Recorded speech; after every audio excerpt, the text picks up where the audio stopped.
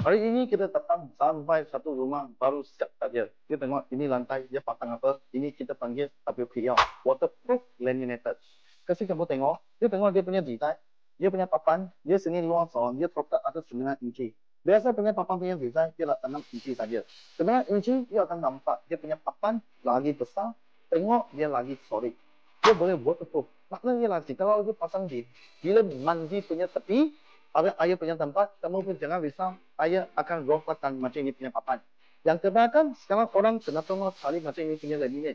Sebab dia mau macam ada kayu punya feel. Jikalau dia pijak di atas punya masa, dia akan feel dapat dia macam ada kayu punya macam ini punya feeling. Lagi satu design, dia akan nampak dia punya papan punya joining.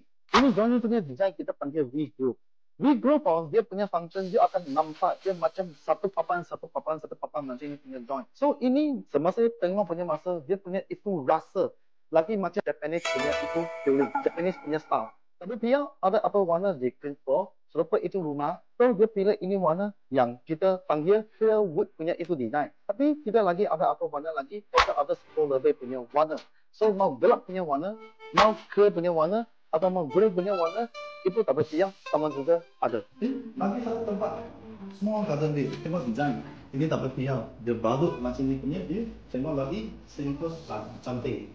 Macam ini punya tak siang, harga berapa boleh dapat? Betul itu sama story. Dia buat satu living hall, 3 bilik kecil, satu bilik besar, baru tak sampai 10,000 boleh dapat.